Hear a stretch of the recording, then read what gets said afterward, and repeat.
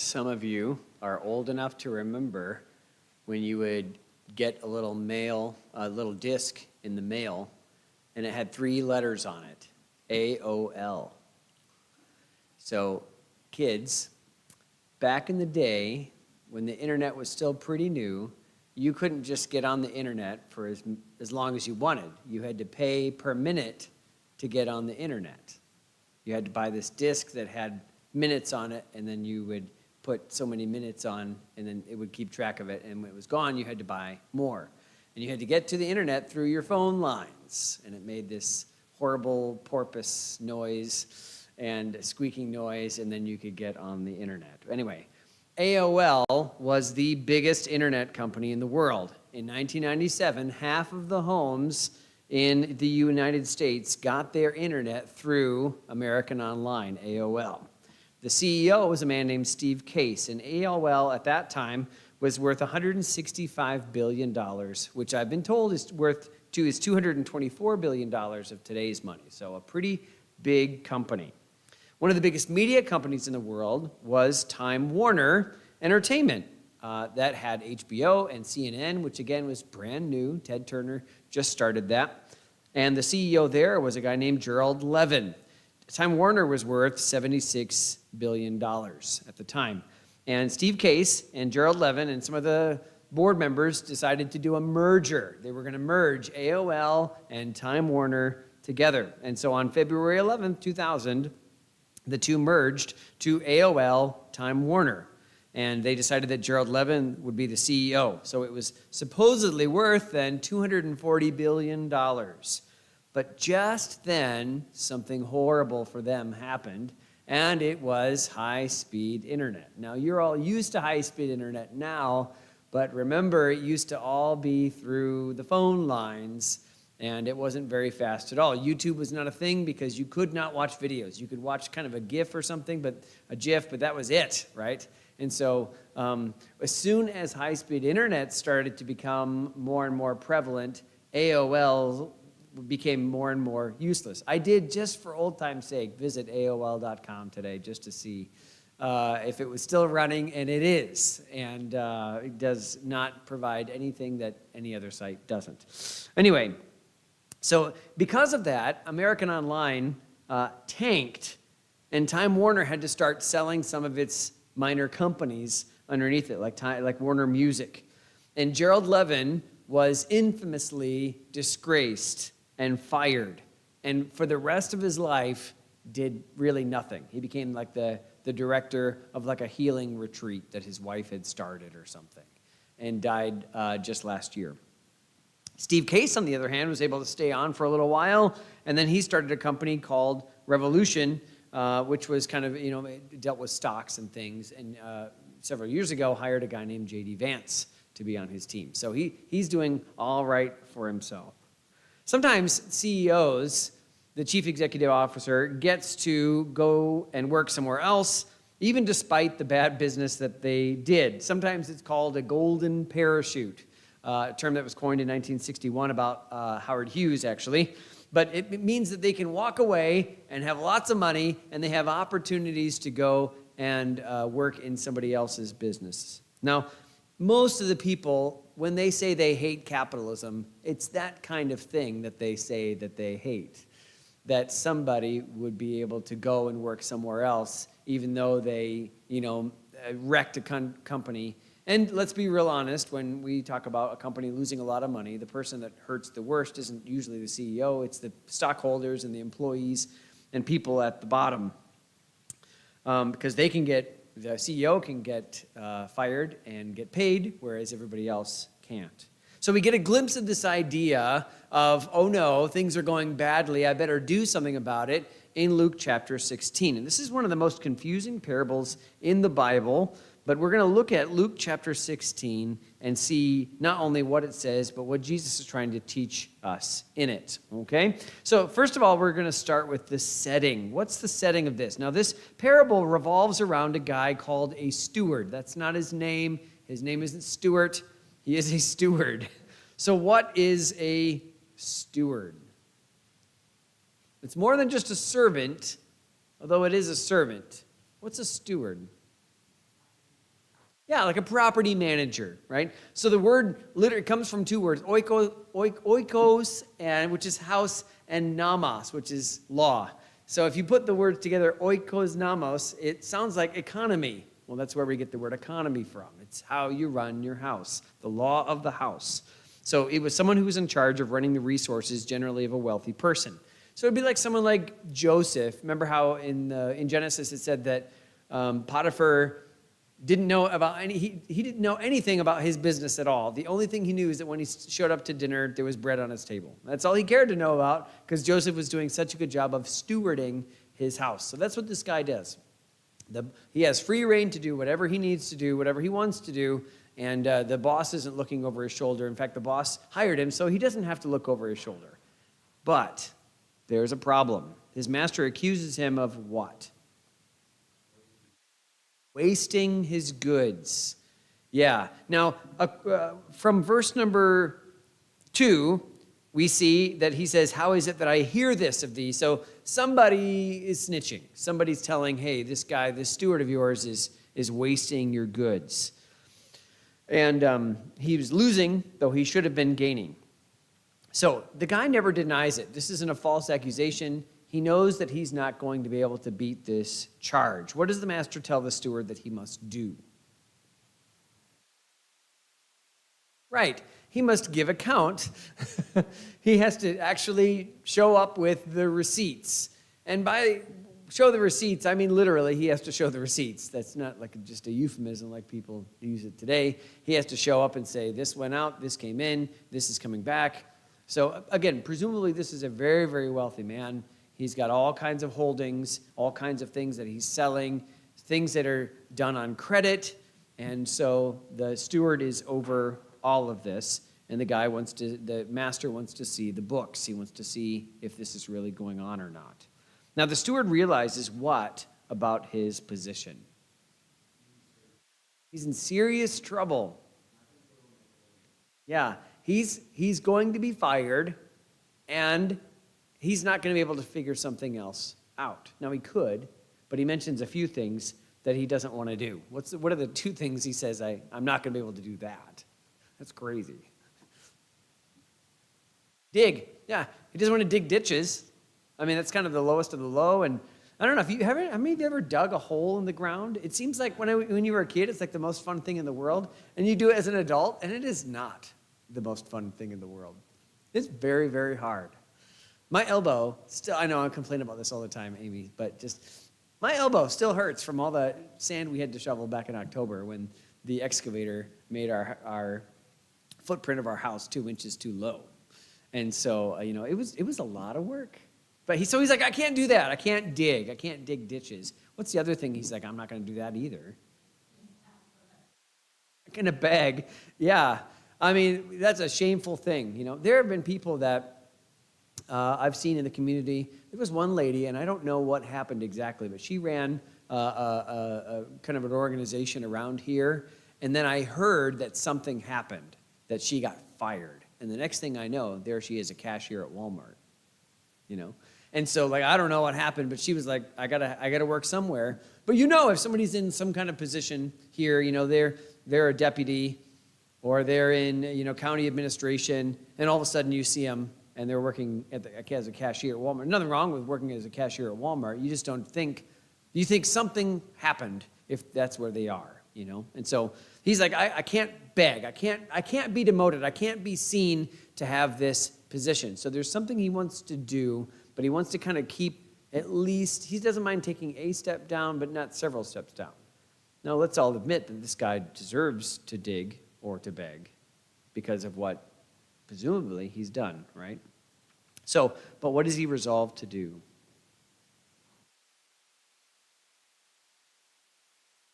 Yeah, he's going to work the only angle he has, which is a relationship he's built up with the clients or the customers of his master.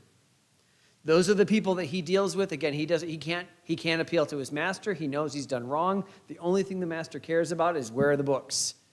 The clients or the customers, they don't care about the books. The only books they care about are their own. And so he hits them where they are most interested in. So he brings in the debtors, and he what does he tell the first one?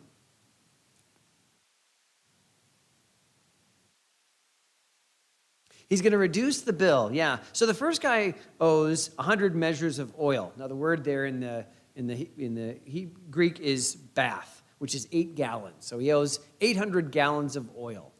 Now, Isabel, you're probably wondering, what in the world would you do with 800 gallons of oil? And I really could not tell you. Probably sell it. I'm guessing. I don't know. Maybe cook with it? I really couldn't say. So stop asking those kind of questions. But she wasn't, but I'm just picking on her. So here's a guy, he owes all this. He owes that much. Now, I've been told somewhat reliably that 800 gallons of oil back in the day would have been worth around 1,000 denarii. A denarii is a day's wage. So we're talking 3 years' wages. You can kind of figure out what that might be today. That's how much he owed for the purchase of this oil that he bought. Okay? And so what does he tell him to do? Instead of 100, write down 50, right? He's going to save 500 denarii by doing that. You know, quite a bit, year and a half maybe-ish of wages, of money, okay? The second debtor comes in, and he owes 100 measures of wheat. Again, the word there is kor, which is about 10 bushels. So he owes about 1,000 bushels of wheat to this lord, and that would have been around, I've been told, 2,500 denarii, so about 8 years' wages. The guy made a pretty big purchase. He owes quite a bit back, okay? What does he tell him to do? Yeah, right? Instead of 100, write it down to 80. Now, it's not the same as far as, proportionally, it's not the same, but in both cases, it's about 500 denarii. So he's saving about the same amount on both of those. Now, Jesus only mentions 2. There may have been more. Why he picks these guys, maybe they were the ones at the top, we don't know, but he's trying to, at least we have an example, this is what the kind of thing he was trying to do. And the word quickly implies that he knew his time was short, that he had to come in and fix this in some way. Now there's conjecture on what this would have looked like. Paper wasn't immediately available, so probably it was some kind of wax tablet. And maybe he had to put his signature in there or a signet or something. As long as he had that ring, he could press it in the wax and say, now this bill is this much instead. You know, we don't know all of that. Now, why do you think that he did this? It's a good question. Why do you think he did this?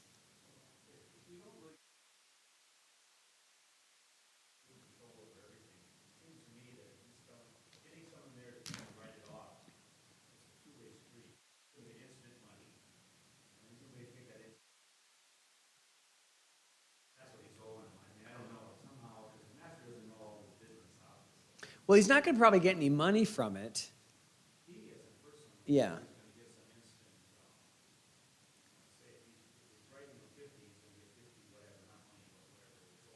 Assuming the guy's going to pay off the balance right now. Yeah.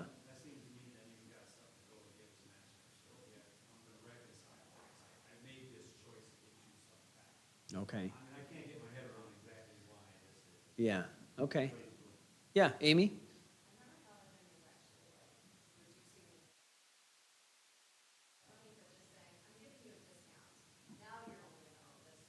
Yeah.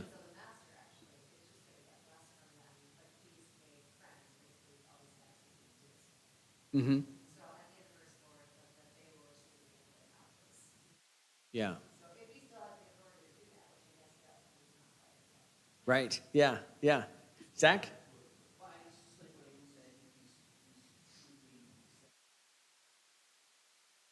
Yeah.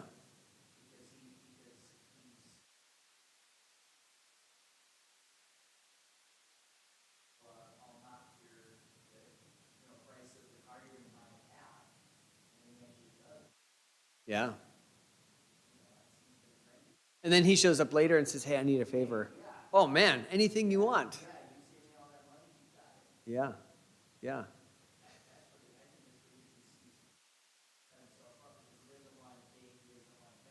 Yeah.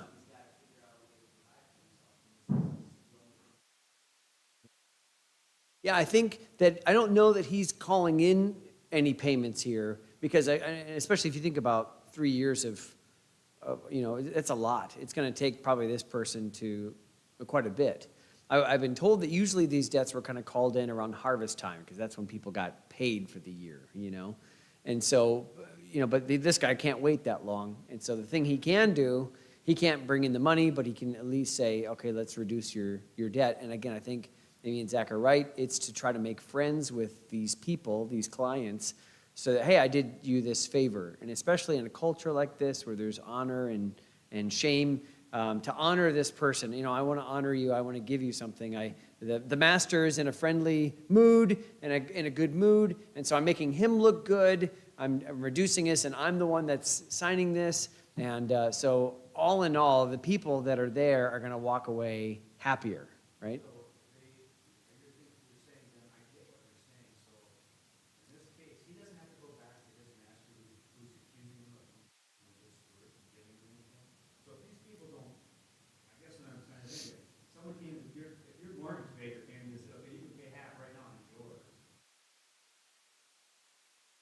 Oh, I would, yeah. But if I had bought from you, let's I don't know, what would I buy from you? Yeah.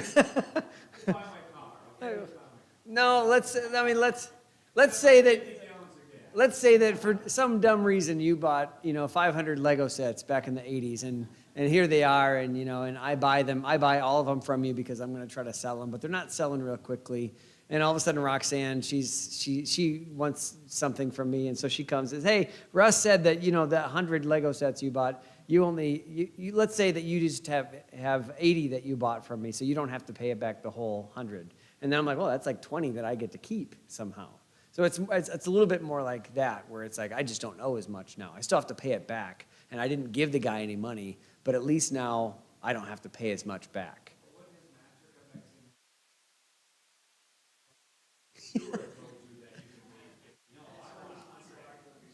Yeah. Well, so, yeah. Amy, go ahead.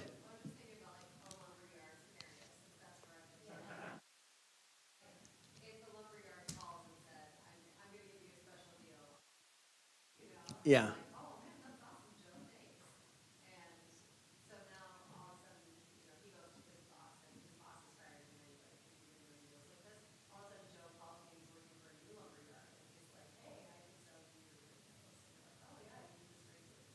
Yeah. Yeah. He knows that he's not, there's no scenario at all where he gets to keep his job. He knows that. So it's like in for a penny, in for a pound. If I'm going to be accused of stealing, I might as well go all the way and at least do something with this, right? So, yeah. I think to answer your question, wouldn't the master just come back and say, no, actually, you do owe me this? Most commentators are saying, in an honor shame, that would have been a very shameful thing. It would have made him look really, really greedy. If all of a sudden, if Roxanne gives me a deal and then Russ comes back and says, no, you're going to pay me the full 100, I'd be like, whoa. And now all of a sudden, I don't just owe you, but now you've been not real nice to me, And that kind of sours that relationship. So most commentators are saying the master would have been kind of just stuck. He would have been over a barrel, like, what can I do now? The steward already in my name said that these are the new prices, and if I try to put it back, not only do I not have a paper trail, I don't have any way to do that, but I would look like a very greedy, kind of grabbing person. And so he said, so this steward knows the way that it goes. He knows that he's already going to be fired, and he knows that and he's not stealing anything, so he can't be accused of stealing it. He's not really stealing it. He's just under his authority, making it so that these guys have a favor, and it's less for them. So they're happy. He's at least has a chance at getting some kind of deal once he leaves. That's the scenario. And I'm guessing this happened.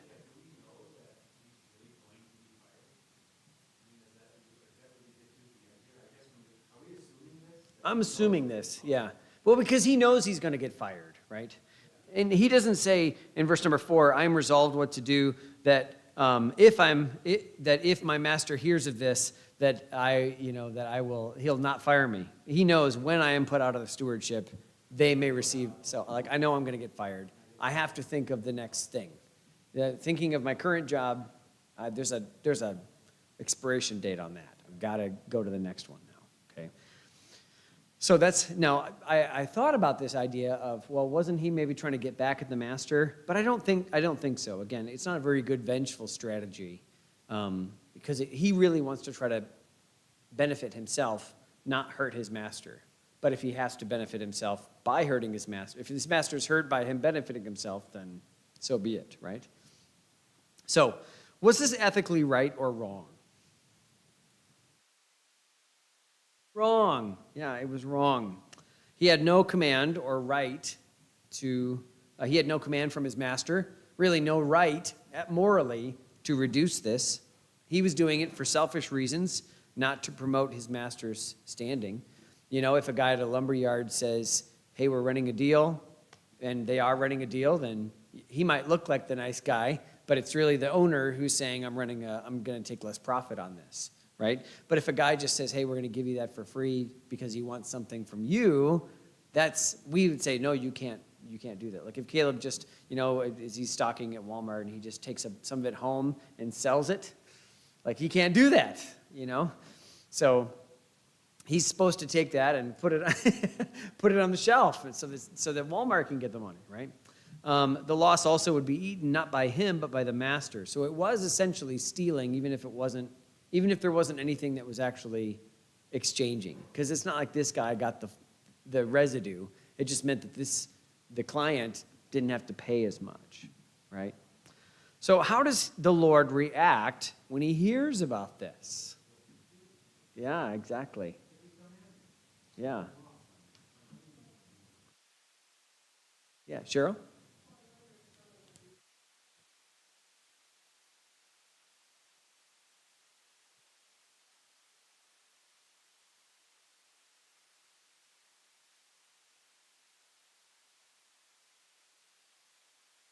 Yeah.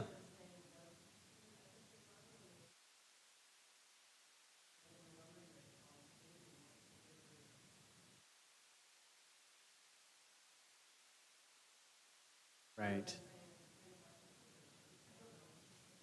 I think you're right in that he probably was allowed to do some wheeling and some things, but it always had to benefit the master.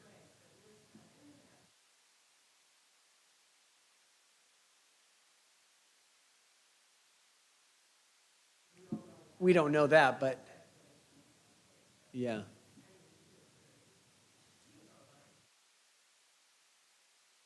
Yeah. Yeah. Yeah, what it says is the Lord commended the unjust steward because he had done wisely, not because he'd done rightly. I mean, he should have been commended for doing the right thing. The guy should have been able to say, well, here's the books. You can look at all of them. If somebody's accusing me, you can see for yourself. But he's not commended for that. He's commended for acting shrewdly or in a cunning sort of way or wisely, but not the kind of wisdom that we like. Amy? Yeah.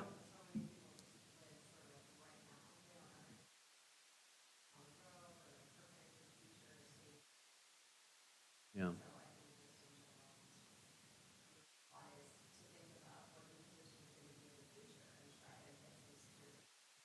Yeah. Yeah. Zach.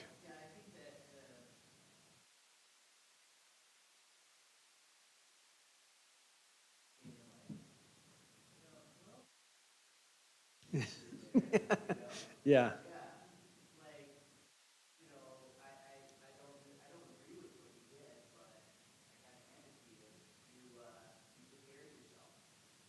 Yeah.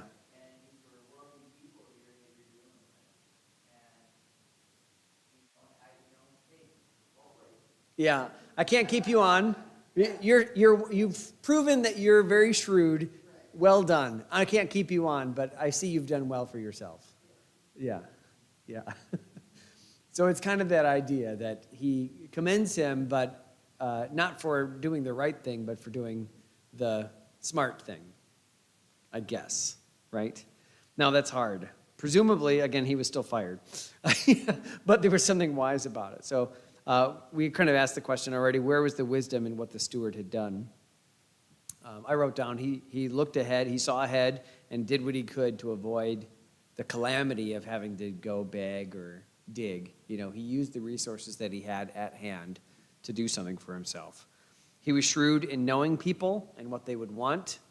He proved that he knew, is there something that's going to get these people? It can't just be words that, that puff this person up. It has to be some great favor that I'm doing for them. And then he did the best he could with the resources that he had. You know, the only thing he had was his stewardship job, and that was the thing he used to be able to help himself. Now, again, it wasn't right, but that was kind of, where we are. Now we have then the application from Jesus. So that's the story, and it's really a really odd, not our normal parable story. And this is where it gets also a little bit confusing. So in verse 8, Jesus talks about two kinds of people. This is how he turns the corner and makes some application. So this is where we're talking about here. So who are these two kinds of people? The children of the world and the children of light. Who do these people maybe, to whom do these people, and I don't know why I misspelled whom, do each of these apply? Yeah, believers and unbelievers, probably. Some people were saying that children of the world refers to the religious leaders. Why? Because it's kind of on the coattails of chapter 15 and the prodigal son.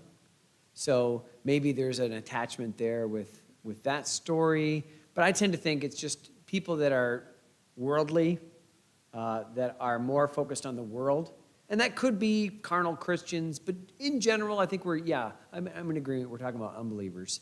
Children of light, I think, aren't talking about Israel versus Gentiles. I think it's talking about believers or people that are associated with the kingdom, right? Okay, so that's who we're talking about. Now, Jesus says that the children of the world are wiser than the children of light. And that's kind of an interesting statement.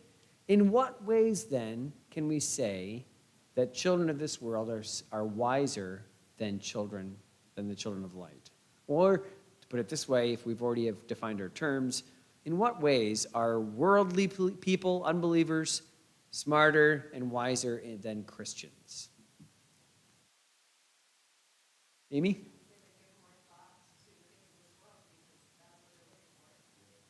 Yeah. Yeah, they give a lot more thought to the things of this world because that's what they're living for. Yeah. They're more diligent about it. Yeah. Yeah, they're a lot more, well, define diligent, I guess, in this context.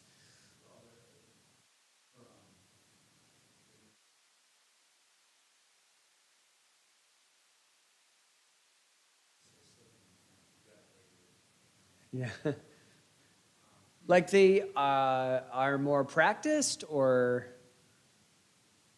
They're more refined in getting the things they want out of this world. Yeah. Because again, Christian, once you're out of that frame, the cares of this world, right? The things that are going to get you advancement in this world. Even in the workplace, you're not so offended that you're worried about stabbing someone in the back to get you the next promotion. Sure. Where a Christian obviously should not be in that realm. Right? Yeah. More worried about all that stuff as well. Whereas you're very diligent, very, when I say that, what I mean is that they're very focused on advancing themselves over anyone else. Yeah. It's kind of all-consuming. They want to promote themselves, do whatever they can. You've talked about people that you've worked with where there's always kind of some backstabbing or gossiping, and they're trying to do whatever they can. When we were talking with Jake and Noy in the Philippines, they said that happens all the time.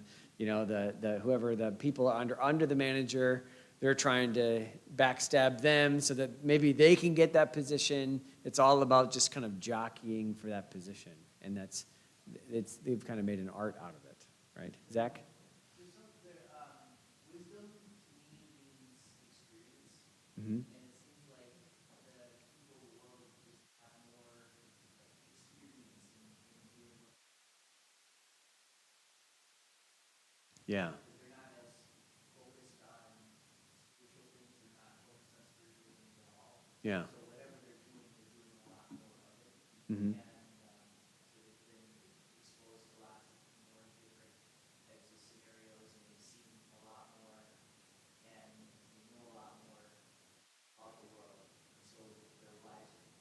Yeah.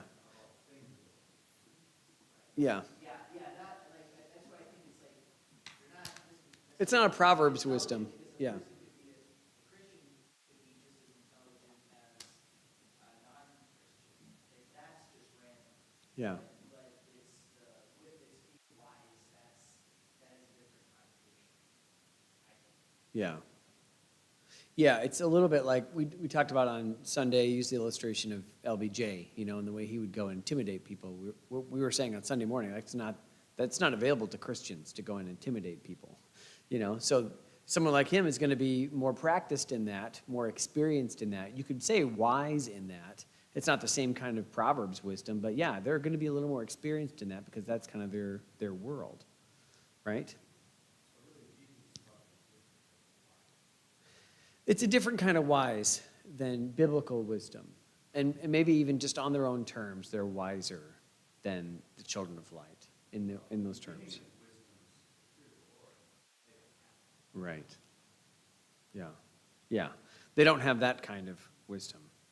I put, they're wiser about the ways of the world. They're more cunning. They stoop to get what they want by power or treachery. I said, I agreed with Amy, they are wiser about money because they think about it.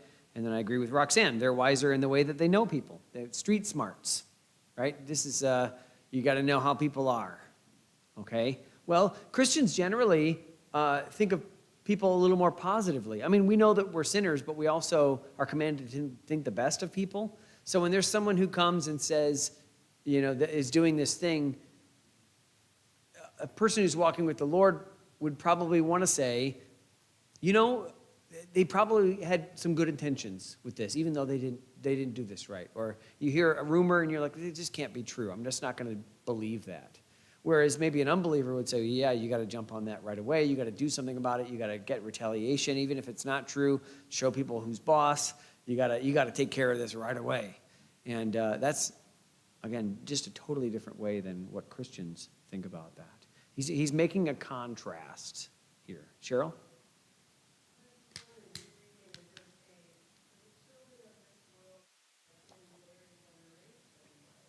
Yeah.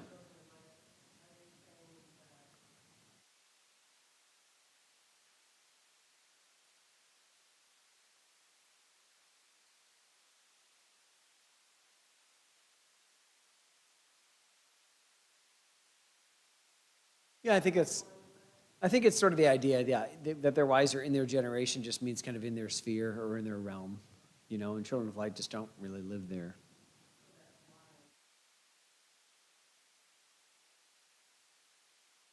Yeah, from their point of view, and they are just in their realms and their respective spheres and how they work and move. They are wiser in that way. Yeah. Yeah. So again, this is speaking of respective realms, the world versus the light. So how do unbelievers show that they value their possessions? If we're talking about two value systems, how do unbelievers show that they value? In this case, I mean, I'm not even talking about. There's a lot of different ways we could talk about that, but this is talking about possessions. This guy has a position that's going to get him money and prestige and honor, and he wants to hold on to that, so he's going to do whatever it takes. How do unbelievers value their possessions in that way? Yeah. Okay. Yeah, they're very closed-fisted maybe with it. Yeah. Amy?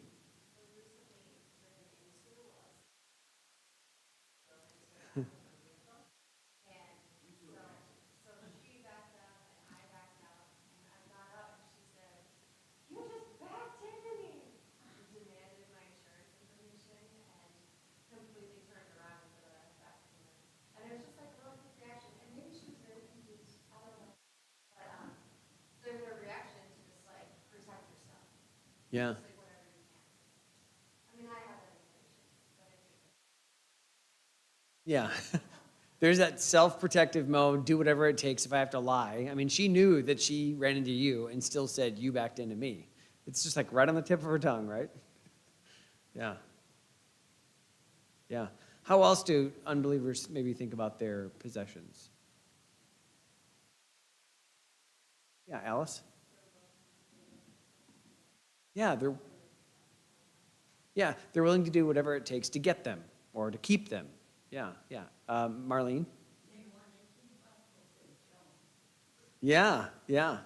Yeah, they want to try to, they're always thinking of my stuff in relation to somebody else, right? Yeah, not really in relation with God, but in relation to somebody else. Yeah, sometimes they act with little or no reference to others. So it's either in reference to somebody else, I want to be like them, or it's in reference, it's no reference to, well, I'm going to do what I'm going to do, and I don't care if somebody gets hurt. You know, because again, going back to Walmart, if somebody steals something from Walmart, then who pays for that? Well, Walmart does. Okay, but they're going to pass those savings on to the customers, or they're going to tell their employees, "I'm sorry, we can't give you a raise." You know, they always have a way of kind of smoothing that out. So but it doesn't matter to me. I'm just going to take this thing because I feel like I deserve it, and they don't, right? So, what are some things then that we are called to value? Souls of men, yeah. Yeah, their eternal destiny. What else? Family, yeah. Family, those bonds, yeah. Marlene?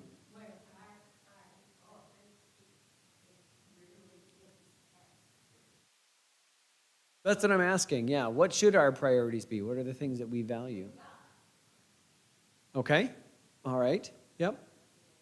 Giving, yeah. Yeah, I put down obedience, holiness or righteousness, the promotion of his kingdom, whatever's going to promote the kingdom of God. Yep. So then in verses 10 through 12, you know what? It's funny. We didn't even read this passage. I just realized now we got through the whole thing and we never even read it. Let me read verses 10 through 12. He that is faithful in that which is least is faithful also in much, and he that is unjust in the least is unjust also in much. If therefore ye have not been faithful in the unrighteous mammon, who will commit to your trust the true riches? And if ye have not been faithful in that which is another man's, who shall give you that which is your own? Okay, so he's talking about what kind of character trait? Fidelity or faithfulness, trustworthiness, dependability, right? What we have been given, we ought to do right by. So in what ways then are Christians called to be faithful? Okay, yeah, physically with physical money, tithes and offerings. Yeah. Marlene? Okay, compassion for others. Yeah. Yeah. Service. Yeah, we're called to be faithful in our service. Yeah. We're called to be faithful in our relationships. You know, there was someone that I knew years ago, a Christian, and they were in one of these pyramid schemes. It's all they could think about. And they told me later they were talking with this person that they worked with, and the person was just down. And they were saying, I just feel like there's like no purpose in life. I feel like just that all the things I'm trying to do, I have no value. And I just feel like there's something else out there. You know? And this person said, so I told them all about my pyramid scheme. And they didn't say it like that. My business. And I'm just like, you had an opportunity that I would have loved. I mean, it's like a softball. For me, I'm just like, let me hit it, right? Let me give them the gospel, you know? But to use that instead to say, oh, this is an opportunity for me to get someone under my leg of the pyramid scheme. Like, what a blown opportunity, right? So we have to use our friendships and our relationships in a good way as well. We should always be conscious of that with our neighbors, with our coworkers, with our friends, family, that, hey, these are, like you said, souls that we're dealing with, and one wrong step could really mess things up, you know, and I don't maybe get as many opportunities as I'd like to do right by that. Jesus makes a lesser to greater argument in verses 11 through 12. So then he's saying, if this is true of this little thing, then how much more is it true of this bigger thing? In what little ways is God calling you to be faithful? In a prayer life, yeah. Yeah, the way you use your time. Are you using it to pray? Are you using it to grow, to build his kingdom? Yeah, good. What else? What other little ways is God calling you to be faithful?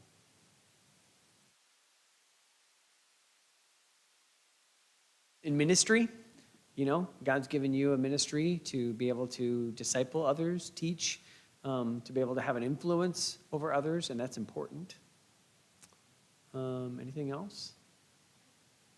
Church attendance, yeah.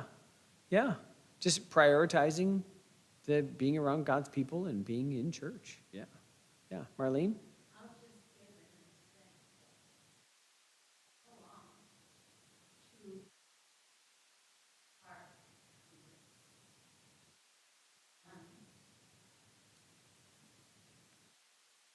I've got to be loyal to them. I could do things I could be going like join the car club, or I could stay where I'm at. But by being loyal to the ones that I started with, is I have two choices. Loyal to someone.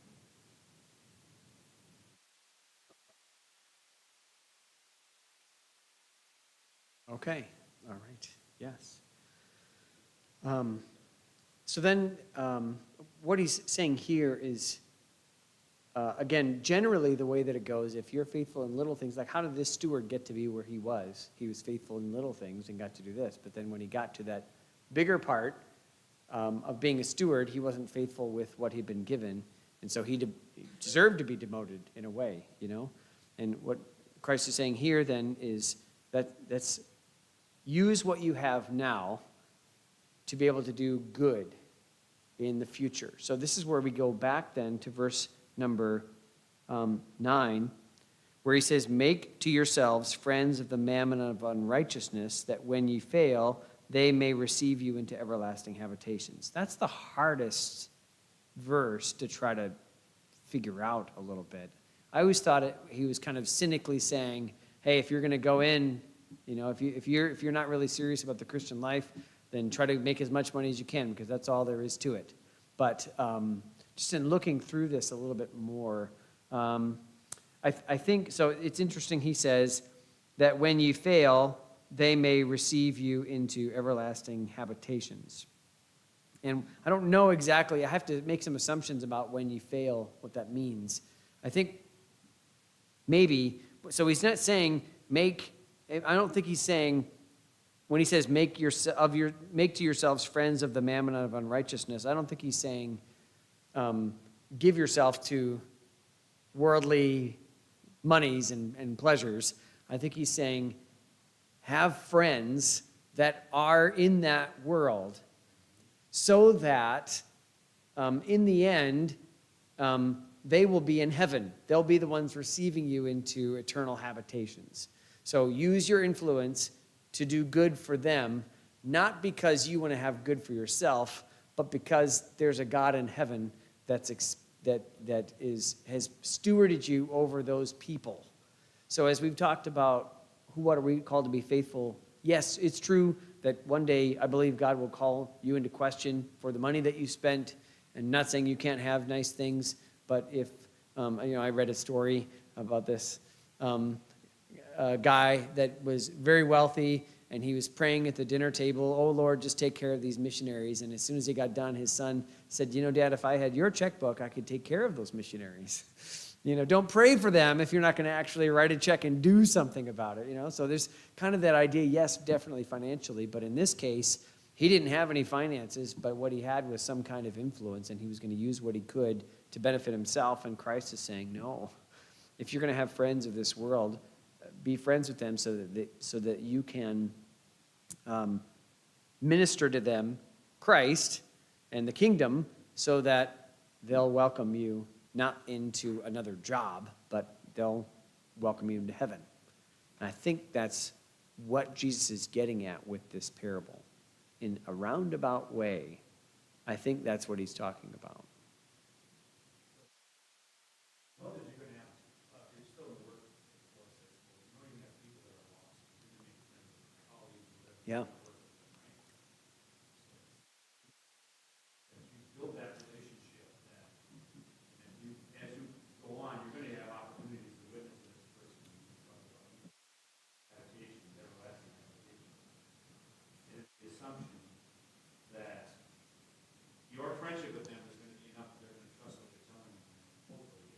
Yeah. I guess I'm confused with it, when you fail. When you fail. Yeah. So is it because we know we're gonna fail? Does that mean that we're gonna have these, even though we're gonna fail, they're still gonna accept us? I mean, this is such a hard one. This is a hard one for sure. Yeah, Zach? I guess yes, you make friends, make wealthy friends, or somehow involve yourself with people who have money, because when you fail, I mean, when I run into hard times, or if you get financial problems or something like that, then they will help you out. They will give you, everlasting habitations, not everlasting life, like faith in Christ people do, but they'll keep you, act more like what the unjust steward did in this parable here. It is, yeah. I mean, that's the way I took it. Yeah. Yeah, and again, it's tough. It's tough. John MacArthur, again, he's the one that kind of said, I think this is really talking about, the idea of when you fail is like when you die, like when you come to the end of your life, then they'll be there because you've invested in something other than just life. But that's not really what happened. Well, in the parable, the point is the shrewd, like he used what he had, and I guess he was unjust. Yeah. And they're going to take care of him now that he lost his job. He's failing financially. Yeah.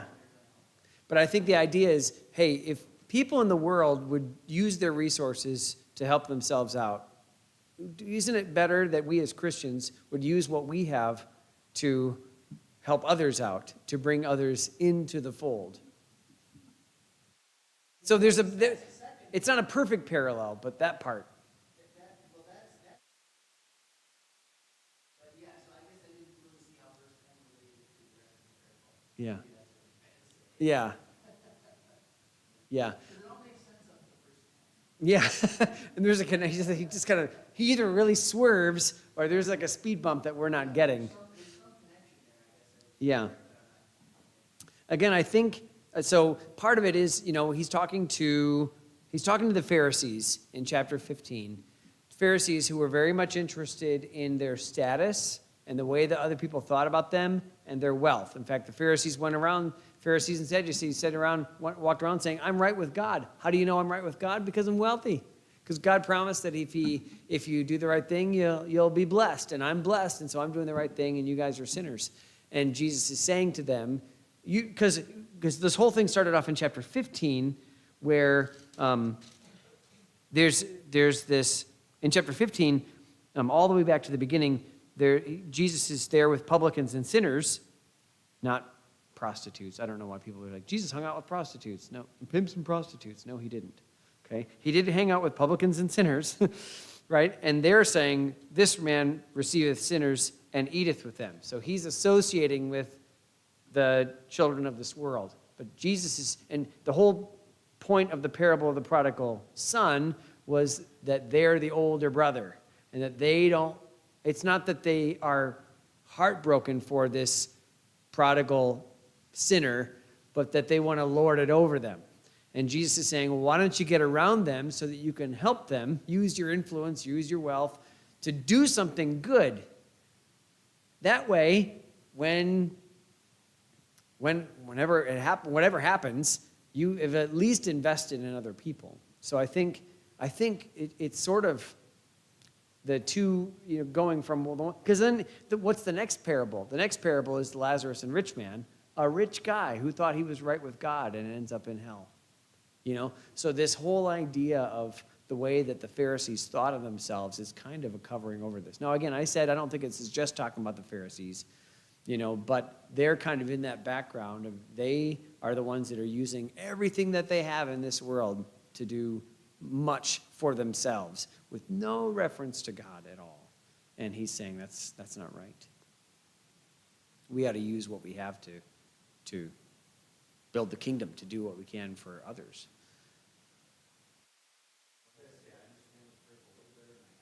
Yeah. Yeah. And it was hard because, all the different commentators, so you had to kind of, had different theories on it. But that's, I guess, like we say on Friday morning, that's kind of the one I chose. I think that's what it's talking about. So, but good men, great men differ. So, yeah. All right. Guess what? I don't have the next week's done yet. The handout. So it'll be here Sunday, if not before. I don't have a prayer sheet, so I'm not sure. Oh, is there one here?